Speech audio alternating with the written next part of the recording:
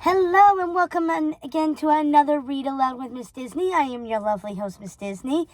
And if you've been following along and paid very closely to my lack, I guess you could say,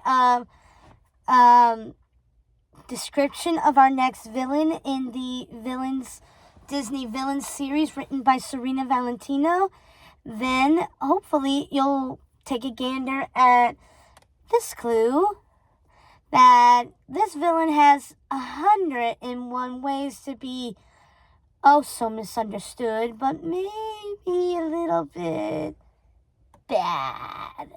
Ooh, or should I say evil? If you haven't guessed, take a moment while I wish you all a happy new year and welcome to 2025. All right, I will give you guys a few minutes. Take your time, pause this video.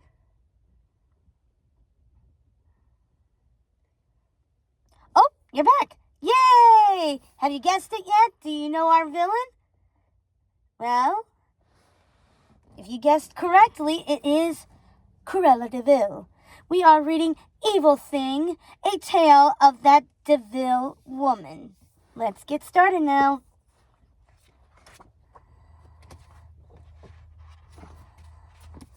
Chapter 1, Cruella De Vil. I suppose I could start my story here in Hell Hall, where all my marvelous plans were born from the darkness, but I'd rather start from the beginning, or at least close enough to give you an idea of what makes me tick. Sure, you know the story of those puppies, those wretched Dalmatians and their insipid owners, Roger and Anita. And I'm sure you even rooted for them to evade me.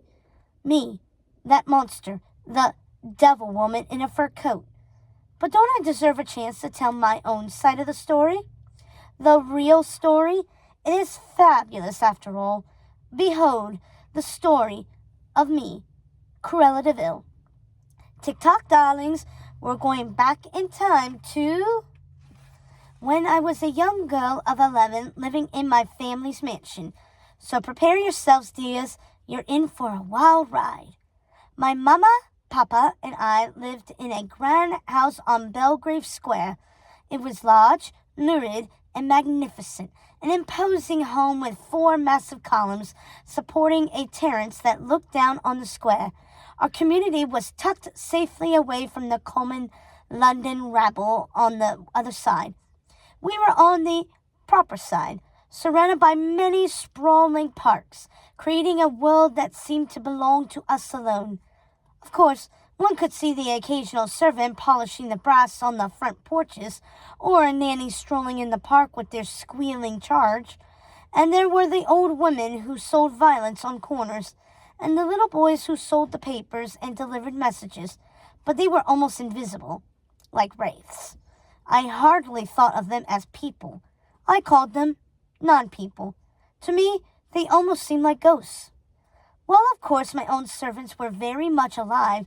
Most of them were like silent specters, popping in and out of view only when we needed them. They weren't real, or didn't seem so to me, anyway. Not like Mama and Papa. Not like me. Some of my servants seemed more real to me than others. The ones who were always in my view. The servants who weren't quite servants, but something in between a servant and a member of my family. We shall get to them in good time. But how I loved my Mama and Papa, and our grand house in Belgravia, with its crystal chandeliers, lavish wallpapers, and shiny wood floors covered in exotic rugs. And in a way, I even loved our ghost-like servants moving silently and systematically through the house, taking care of our every whim. Always there. Always ready to do my bidding at the sound of a tingling bell. The image of our grand house shines in my memory like a light, desperately trying to lead me back home again. If only I could stand within the safety of its walls once more, to live my days as gloriously as I did when I was a child, even when everything was simple. There were so many splendid days in that house. They spin around in my memory, sometimes making me dizzy with homesickness. I spent most of my days with Miss Prickett, my governess, in the schoolroom. Miss Prickett had steered my education since I was old enough to learn how to read. She gave me lessons in French, watercolor painting, needlepoint, reading, and writing. Most girls in our social circle got their educations from their governesses. Had I been a boy, I would have been sent off to boarding school, where I would have learned all manner of subjects, such as Greek mythology, history, and mathematics. Girls were expected to learn how to conduct themselves in a morning room, how to behave like proper young ladies, how to host splendid parties, plan menus, and direct conversations at dinner. And that, too, was part of the education I received from Miss Prickett. But she never said no if I expressed interest in a subject that wasn't reserved for young ladies.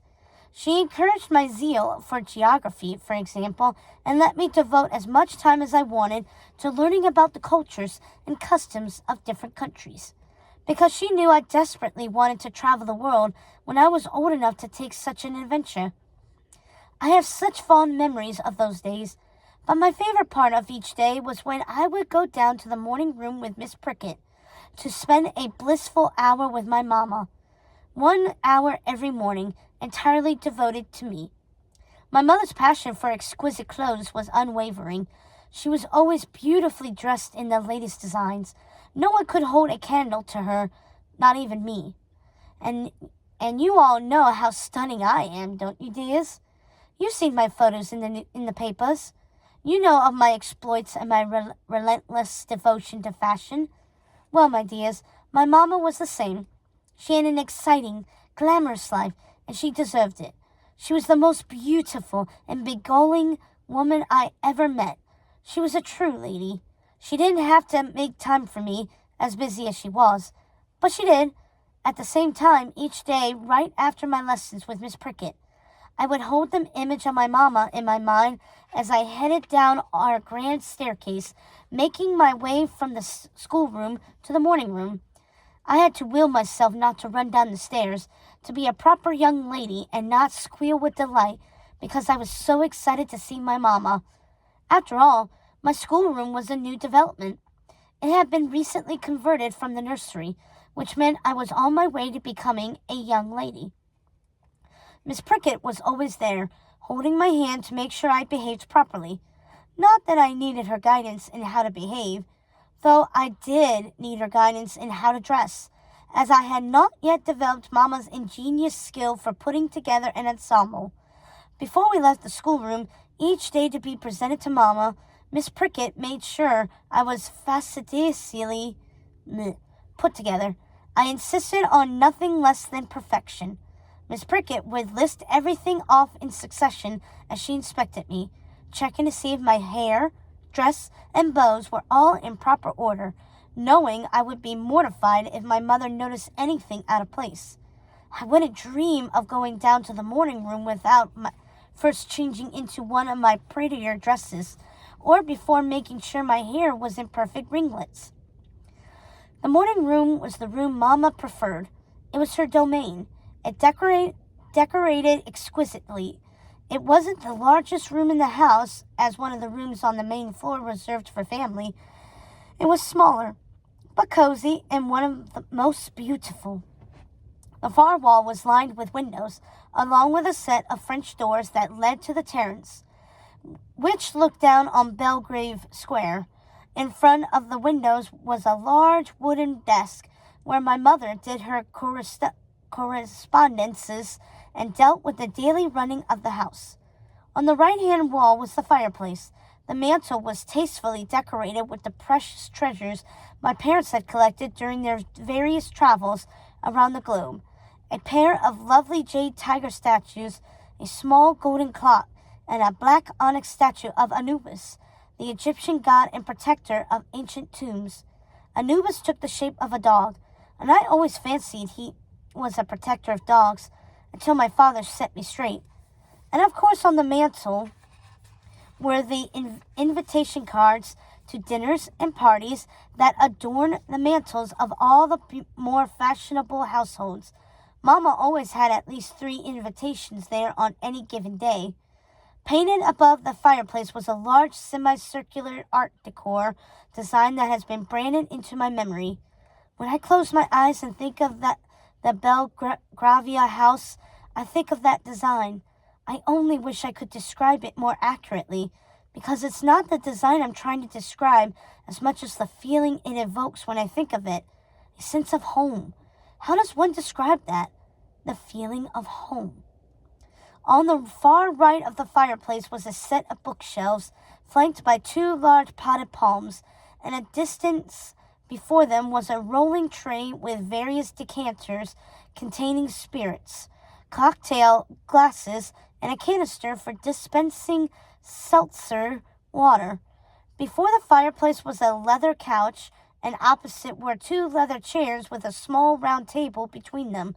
The walls were painted a dusty plum and decorated with oil paintings in ornate golden frames, portraits of austere women, or ladies and gentlemen. They were likely relatives of my father's, whose names have been lost to us.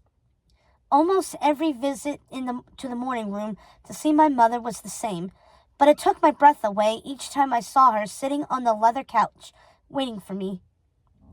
She was so striking, my mamma. Whatever her plans were after our visit in the morning room would determine how she was dressed. Usually it was an afternoon out with friends for tea and shopping.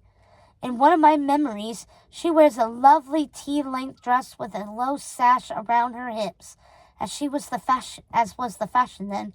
Her lipstick is a dusty rose color to match her dress, a striking contrast to her long, shining black hair, which she wore buttoned up to look like a bob. In the evenings, when she would go out, she would wear red lipstick, but never in the daytime. Red lipstick is for evenings, she would always say. Sometimes I still hear her advice echoing in my mind, and when I do, I feel as though I am still a little girl. One particular afternoon stands out in my mind. To be honest, I can't say if this memory is of one day or many, all jumbled up together in my mind. Still, it shines brightly. My mother was sitting casually on the brown leather couch that was draped with a lavish red throw. I wanted to run into her arms the moment I saw her, but Miss Prickett squeezed my hand, a gentle reminder to act like a young lady. Instead, I stood patiently, waiting for her to divert her attention from the stack of letters and cards she was going through. When she finally looked up at me, I smiled my most charming smile. "Good evening, Cruella, my dear," she said, putting her cheek out for me to kiss it. "I see you're wearing that red dress again." I was mortified. Mama looked disappointed in me, and it made my stomach drop. "I thought you liked this dress, Mama. You said so just the other day. You said it made me look pretty." My mother sighed and put down the letter she was going through. "That's my point, my dear. I just saw you wearing it a few short days ago, yet you insist on wearing it again, when I know your closet is bursting with new dresses. A lady is never seen wearing the same dress twice, Cruella." I was livid with Miss Prickett. How could she let this happen? How could she let me wear the same dress twice? "Miss Prickett, would you mind ringing for tea? Then please, the both of you, do sit down. You're making me nervous, hovering around me like a couple of birds." "Of course, your ladyship." Miss Prickett pulled the cord hanging to the left of the fireplace mantel, then sat down in one of the leather chairs across from the couch where Mama and I usually sat. While we waited for our tea, Mama would always ask me the same questions in the same succession. Every single time. She never missed a beat, my Mama. "Are you minding Miss Prickett, my dear?" "Oh, yes, Mama." "Good girl. And are you doing well with your lessons?" "Yes, Mama. Very well. Right now, I'm reading a book about a brave young princess who could talk to trees." "Stuff and nonsense. Talking to trees, indeed. Miss Prickett, what's this folderol you're having my daughter read?" "It's one of Cruella's adventure stories, my lady, from the book Lord DeVil gave her." "Ah, yes. Well, I won't have her ruining her eyes, reading in the late hours." "No, my lady. I read the stories to her in the evenings." "Very well, then. Oh, look, Jackson is here with the tea."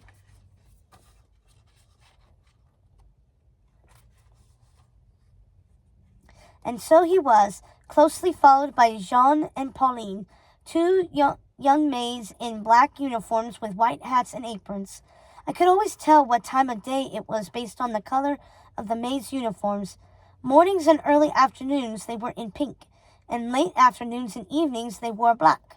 Jackson had a tray with the teapot, teacups, saucers, little plates, sugar, and cream. It was my favorite tea service, the one with the tiny red roses. Sean had sandwiches, scones, and little white cakes with pretty pink flowers on them, everything placed artfully on a standing tray with multiple tiers that she set beside Mama. Pauline, who my Mama called Polly, had a great raspberry jelly sitting prettily on a silver plate. It jiggled as she set it upon the table. "And what's this, Polly?" Mama asked. "A special treat from Mrs. Baddeley?" Polly gave me a sly grin as she answered my Mama. "Yes, my lady, made especially for Miss Cruella." "Well, you'd better go down to the kitchen and thank Miss Baddeley after we've had our tea, Cruella. That was very thoughtful of her to send you a jelly. Though next time, Polly, have her send it to the nursery. I don't want sticky sweets in the morning room." "It's the schoolroom now, Mama," I said quietly. "What's that, dear? Speak up. I won't have you acting the timid mouse," she said, eyeing the jelly like it might leap off the table and ruin the fine rug at any moment. "It's the schoolroom now, Mama. Or now, not the nursery," I said, raising my voice a bit. "Yes, of course, dear, but that detail is hardly worth you interrupting me. Now you shouldn't keep Mrs. Baddeley waiting. Are you almost finished with your tea?" Miss Pickett took my plate piled with little sandwiches and tea cakes with one hand and took my teacup by the saucer with the other, then placed them on the silver tray. "Jean will take these down to the kitchen for you, won't you, Jean?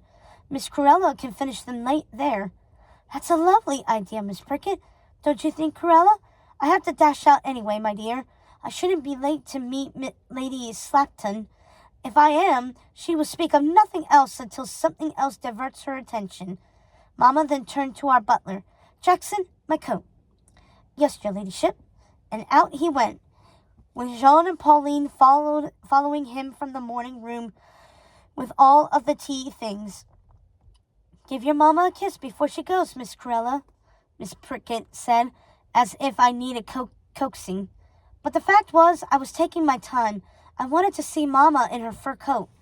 "You can follow me to the vestibule, if you'd like, Cruella, and see me off before you head down to the kitchen." Miss Pickett took my hand and walked out of the morning room into the vestibule, the main entryway. It was the grand dexus of our home. One could say it was the heart of the house.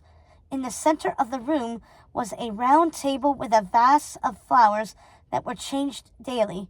My father often put his hat on that table when he walked in the door. It would, of course, be spirited away by his man to be cleaned before it would be returned to his room, where he would find it the next day. To the right of the main entryway was our exquisite dining room, and to the left was the grand staircase that led upstairs to a sitting room with a ballroom. And farther up still was the floor with our bedrooms. One more flight up were the servants' quarters, tucked away in the attic. At the foot of the grand staircase was the doorway that led down to the basement, where you could find the kitchen where the servants worked.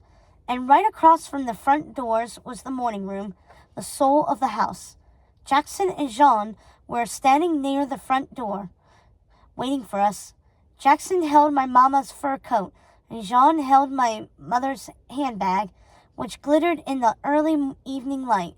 After Jackson helped my mother on with her coat, she patted me on the head. "Now be a good girl, Cruella, and don't gorge yourself on sweets no matter how forcefully Miss Baddeley insists. Goodbye, my darling. I won't be home for dinner."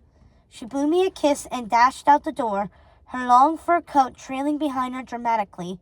My mother was always off to meet her friends, sometimes not returning home until the early evening. And if Father was away or late at the House of Lords, sometimes she wouldn't come home until well after dinner, when I was already in bed. Most days were like this. Oh, but how I loved my special time with Mama. An hour a day, every day, for as long as I could remember. An hour devoted entirely to me. It was the highlight of my day, a memory I hold on to now in the darkness. My time with Mama. Beautiful Mama in her fur coats, glittering jewels, and fancy frocks. Beautiful Mama dashing off to exciting locations. She was tall, thin, and lanky, with striking black hair and eyes so dark brown that they, too, almost looked black. She had high cheekbones, with angular features any model or actress would die for. She was always dripping with diamonds and draped in glittering dresses, and of course, her fur coats. I could see her now when I closed my eyes, shining in the darkness like a shimmering star.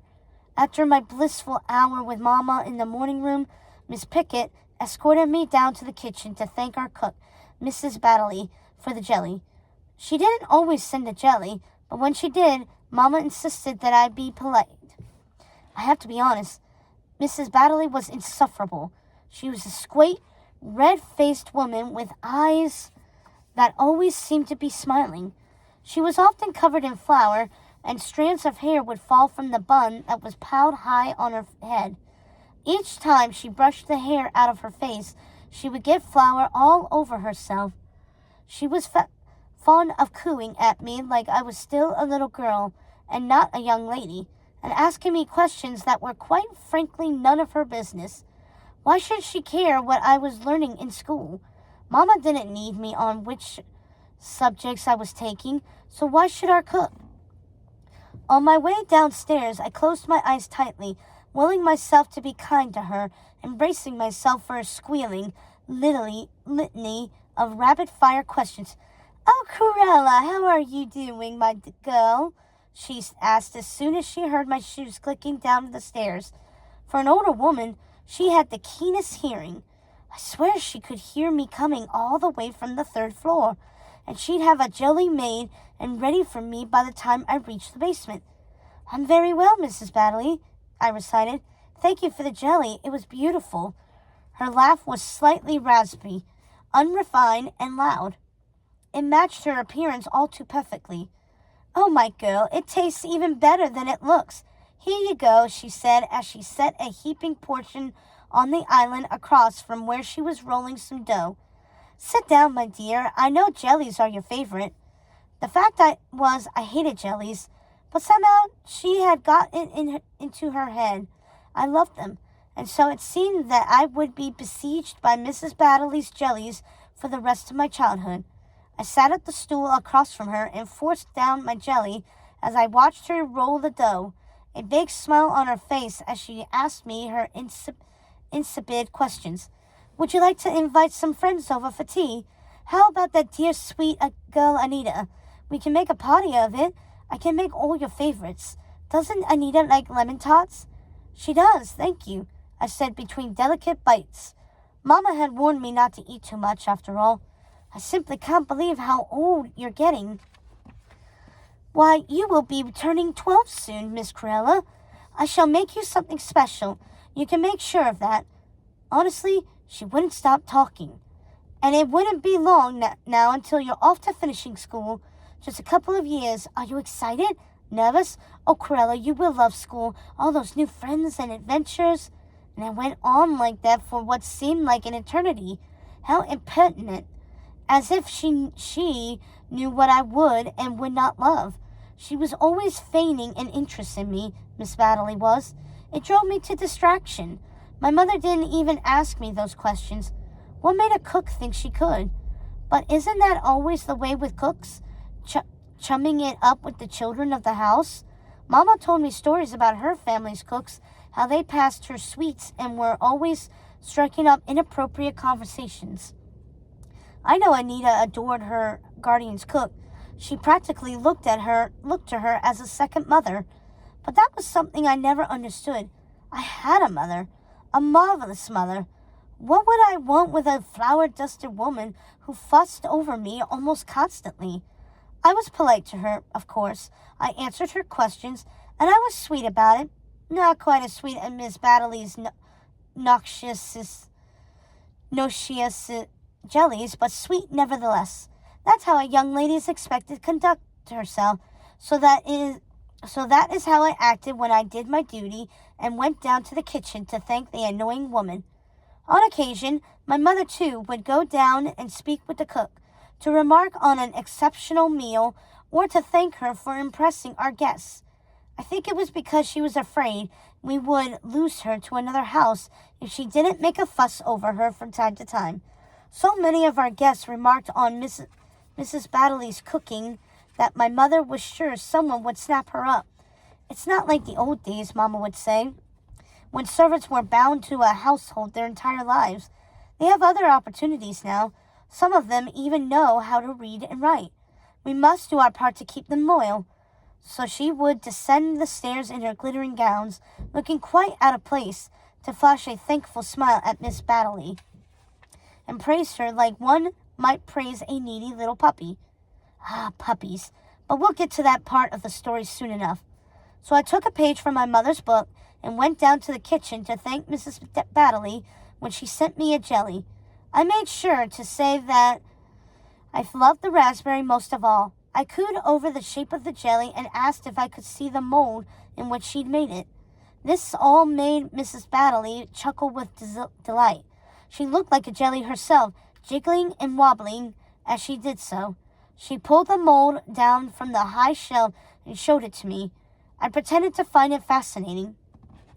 Thank you, Mrs. Baddeley. Could you perhaps use the round bunt mold next time? The one with the little trees? I love that one. Honestly, I didn't care in which shape my jelly was made. Whatever the shape, I'd still have to choke it down. But the request made her happy, seeming to fill her simple little heart with glee. And she believed me, the fool that she was. I will, Miss Cruella, and it will be another raspberry to be sure. Thank you, Mrs. Baddeley, I said. You're a fool, I thought. And how was your visit with your mother today? She asked, looking a little sad when she did. For some reason, she looked to Miss Prickett for the answer. She was as beautiful as ever, I said loudly, making sure she knew the answer came from me and not my governess. I'm sure she would spend more time with you if she could, Miss Cruella, said the cook, her hands covered in flour as she rolled the dough for the savory pie she was preparing for the servants' dinner. She had made a point of telling me that rabbit pie was Jackson's favorite. I tried not to wrinkle my nose. The last time I was down there, she'd been making something called a cottage pie. I suppose the lower classes loved pies. We had a lovely hour together, I said, smiling through my teeth. Mrs. Baddeley and Miss Prickett shared another look. It was so odd the way they'd look at each other when we talked about my mama. I decided it was because they were jealous. I mean, how could they not be? Why else would they be casting strange looks between them? My mother was a lady, and they, after all, were just servants. And then, as if she could sense I might say so out loud, I never would, as it certainly wouldn't have been ladylike. Miss Prickett took my hand, signaling it was time to go back upstairs. And thank goodness she did, because it turned out we had been down there for hours. Come on, Miss Cruella, shall we go upstairs and call Miss Anita to invite her over for tea tomorrow? Oh, yes, Miss Prickett, I would love that, I said as I got down from my stool and took Miss Prickett's hand. As I made my way up the stairs holding Miss Prickett's hand, smiling and waving at Mrs. Baddeley, my heart felt lighter. I was ascending from the darkness of the kitchen dungeon into a world that was real and beaming with light. Upstairs, there was life and beauty and not a speck of flour. I hated visiting downstairs. It was dark and stuffy down there, and the servants looked like pale ghosts in the low light. But how could they help it? Really, tucked away in the basement during the day as they were, never spending time in the sunshine. I think that is one of the reasons they didn't seem real to me. Miss Prickett, I suppose, was almost real. She wasn't exactly a servant, but she wasn't part of the family either. She didn't have her meals with the servants, and she didn't stay in the servants' quarters tucked up in the attic with the rest of them. She had her meals either with me, if my family was out for the evening, or on a tray in her room right across the hall from mine. Miss Prickett could have almost been a lady if she dressed like one, and she was pretty enough underneath her austere governess attire. Her uniform made her look so much older than she was. When I was a small child, it confused me because Mama referred to her as an old maid, and it wasn't until I was older that I realized she was really quite young. She had light green eyes, ginger hair, freckled cheeks, and a slim frame. She was delicate and fragile like a lady, but she wasn't a lady. She was in between. When Miss Prickett and I finally made our way upstairs from the kitchen and reached the entryway, I saw a butler, Jackson, approaching the door to let someone in. Jackson was tall, gray-haired, and stoic. There was a dignity about him. He always maintained his composure. He led the household like a great general at war, except without all the shouting. Jackson never shouted. At least, he never shouted upstairs. Jackson opened the door. To my surprise, it was Mama. My heart leaped, and I squealed for joy. I didn't expect her back so soon. "Cruella, please, conduct yourself like a lady," said Miss Prickett, squeezing my hand. Mama swooped into the vestibule like a movie star, her fur coat gliding around her dramatically. She was followed by several footmen laden with her many packages. "Hello, Mama," I said, putting my cheek out to be kissed. "Hello, Cruella dear," she said. Her eyes flicked down to my dress. "I see you've been down to thank Miss Baddeley for the jelly. Are you just coming up from the kitchen now? Miss Prickett, look at her. Exactly how long were you down there? It looks like she baked a cake herself. I won't have a daughter of mine looking like a common cook." I looked down at my dress, mortified. I hadn't realized. Thank goodness my mother had been thoughtful enough to bring it to my attention, unlike that wretched Mrs. Baddeley, letting me parade around like a flour-covered fool. She probably didn't think there was anything wrong with that. "Thank you, Mama." I stepped back, realizing I was foolish to extend my flour-spattered cheek. The last thing I wanted to do was get flour all over Mama's beautiful fur coat. "Your father will be home late this evening, so I will be dining out with the Staptons before the opera." "Oh," my heart fell. "I thought you changed your mind and decided to have dinner at home." "No, my darling, I'm just home to change. You can have your meal with Miss Prickett in the nursery. I'll come in to say goodbye before I leave." "The schoolroom, Lady DeVil," Miss Prickett reminded her quickly, with a glance in my direction. "It's now the schoolroom, not the nursery." Smiling at my mother, she added, "Speaking of which, Miss Cruella is doing very well with her studies, my lady." Mama didn't answer. It was as if Miss Prickett hadn't said anything at all. And why should Mama answer her? She hadn't directly addressed Miss Prickett, and she probably didn't care to be corrected by an in-between. I couldn't expect my mother to remember something so trivial as what a silly room was called, even if I was quite proud to be spending my days in a schoolroom rather than a nursery. Miss Prickett's face fell. I suppose she was upset at being ignored by Mama, or perhaps it was because Mama was so upset by the state of my clothing. Whatever the reason for her sour look, the in-between took me by the hand and led me up the stairs. She had our usual evening together, after I was made presentable again. The highlight of the evening was Mama coming into the schoolroom to say good night before she went off for her evening plans, her glittering dress sparkling in the light, her heels clicking on the hardwood floors, and her bejeweled bag dangling on her arm. Her musical voice bid me good night. "Have a lovely night, Cruella. Sleep well," she said, blowing me a kiss. "You can come to the stairs and watch me leave if you like." And I did. I always did. I loved seeing Mama leave for an evening out.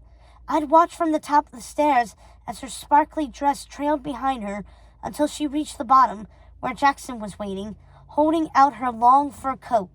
I was breathless as I watched her go. She was the most glamorous woman I had ever seen. How I envied those fur coats. I couldn't wait until I got my first one. I waited until the rumble of Mama's car was too far off in the distance to hear anymore. And then I went to my bedroom. Every night was the same. Miss Prickett brought me some cocoa, and we chatted about our day as I drank it. She read to me, And then we made our plans for the next day before she tucked me in. Should we invite Anita over tomorrow? It's been a while since we've seen her. Yes, I said sleepily. I would love that. It was true. She had been traveling with her family over the summer, so it had been some time since we'd been together. Anita was my best friend, and I had missed her desperately while she had been away. I'd known Anita for as long as I could remember. She was the ward of one of my father's colleagues and best friends at the House of Lords. And even though Mama didn't think she was a suitable friend for me because she wasn't born into a high society family like I was, Papa thought she was a good influence and always insisted she be invited to our family trips and gatherings. Growing up, she was like a sister to me. Even though Lord Snotton let her in his home, she wasn't to be a proper lady herself, not like me. Anita wouldn't be presented to society. The most Anita could possibly expect was an exceptional education, so she could go on to become a nanny or governess in a wealthy household, unless her guardians managed to find a suitable match with a gentleman who didn't mind her lack of family connections. She could, of course, decide to venture out on her own and become a shop girl or typist, but why would she want to do that? It reminded me of that Jane Austen story. Oh, what was it called? The one about the two sisters. One married for love, and the other married sensibly. And of course, the one who married for love was poor and had to send one of her daughters to live with her sister who had married sensibly. That's Anita's story in a nutshell, except Anita's guardian doesn't have a handsome son for her to fall in love with and marry. They had two daughters who went out of their way to show Anita she was below them. I wonder if, had I not gotten to love Anita the way I did from such a young age, before my mother told me about her background, I would have felt the same as those wretched Snotton girls. I guess I'll never know. Anita was really just a step above and in between, but she was my best friend and my favorite companion. I didn't care about her family or her lack of connections. She was the sweetest person I knew, and I loved her. After we discussed having Anita over for tea, Miss Prickett suggested we read from my favorite book of fairy tales, as was our usual custom in the evenings. Should we read a bit about Princess Tulip before we go to sleep? I think we left off right as she was about to talk with the rock giants to help her and the tree lords protect the fairylands from a terrible threat. I think I'm too tired for stories this evening, Miss Prickett. My eyelids were starting to droop, and I was distracted by something. Do you understand why Mama doesn't like Anita? Is it really because of her family? I really couldn't say, Miss Cruella. I knew that was Miss Prickett's way of saying she'd prefer not to say. And I respected her for not speaking out against my Mama, though I wouldn't have minded if she had, because as much as I loved her, I didn't understand her distaste for Anita. I overheard Mama and Papa arguing about Anita, and Mama said the strangest thing. She said, Anita makes me feel like something is stalking my home, circling it and scratching at its walls. I wish it was a less disturbing feeling. What do you think she means by that, Miss Prickett? You shouldn't be eavesdropping on your parents, Miss Cruella, Miss Prickett scolded gently. It isn't ladylike. I yawned. Sometimes it was quite easy to be unladylike without even knowing it, so I changed the subject. Mama looked lovely this evening, didn't she, Miss Prickett? Aren't I the luckiest girl of girls to have such a beautiful Mama? Yes, she looked very lovely, Miss Cruella, she said. And aren't I the luckiest girl? I prodded. She hadn't answered that part of my question. She just sat there with the saddest look on her face. For some reason, Miss Prickett always looked sad when we spoke of my Mama, and she looked especially sad in the evenings. I smiled at the woman when she kissed my cheek, good night, but I felt sad for her. What a lonely life she must have had, spending her days with a child who wasn't hers, eating most of her meals alone. No family or friends of her own to care or love for her. I suppose I was the only one, in my own way, who did. Good "Good night, Miss Prickett," I said with a smile, hoping would cheer her expression, which remained fixed no matter how hard I tried. But then something surprising happened. Her face transformed after all. "Oh, Cruella, I'm so sorry, I forgot. Your mother left some gifts for you on the vanity. Look." She dashed over to the vanity, bringing the boxes to the bed so I could open them. One box held a beautiful red dress with a matching belt. A smaller box contained shoes and a little clutch purse. The last box I opened was the biggest, and it contained the most magnificent gift of all, a white fur coat with a black collar. I popped out of bed and put it on at once. Even over my nightgown, the coat made me look glamorous. I looked exactly like Mama. I finally had a fur coat of my very own, and I just knew this was the beginning of an important phase in my life. I was on my way to becoming a glamorous lady, just like Mama. "See, Miss Cruella, your mother does think of you. I think she loves you very much," said Miss Prickett. But the look in her eyes made me feel she was trying harder to convince herself than she was trying to convince me. I didn't need convincing. I knew my Mama loved me. I turned away from the mirror and gave Miss Prickett a strange look. "What a funny thing to say, Miss Prickett. Of course Mama loves me. Look at this beautiful coat." Miss Prickett nodded, but her smile looked sad as she put away my gifts. "Why are you so sad?" I asked her. I suppose I felt a little bad for her. She smiled again, but didn't answer. That's the thing about in-betweens like Miss Prickett. Because they're almost real, you almost feel bad for them. You almost like them. But I never did find out what made her so sad. Our conversation was interrupted by that evening before she could tell me, because suddenly there was a knock at the door. "Cruella?" The voice I heard was deep, soft, and questioning. "Papa, come in," I called back. He opened the door a crack, peering in playfully. He wore the same mischievous smile that often greeted me in the evening, right before bed. I had the most handsome papa of any of my friends, with his dark hair and wide movie star grin, and he always had a smile for me. He wasn't one of those stuffy lords, the sort that looked like a giant walrus or stodgy bird. He was handsome and always smiling. Looking back, I do think my Mama wished he were a little more serious. Maybe even a little stuffier. I know now she didn't appreciate that he encouraged my friendship with Anita, or that he didn't mind when I stayed up all night reading my fairy stories, and I know she didn't like the funny faces he would make at the dinner table to make me laugh, but for my part, I thought it was delightful. I could tell Miss Prickett always felt like an intruder when Papa would swoop in for an evening chat before bed. If he made it home in time, she would awkwardly excuse herself and skitter away, more like one of the non-people than the in-between she was. It always made me laugh to see her slink off before Papa would plop down on the edge of the bed with a dramatic thump.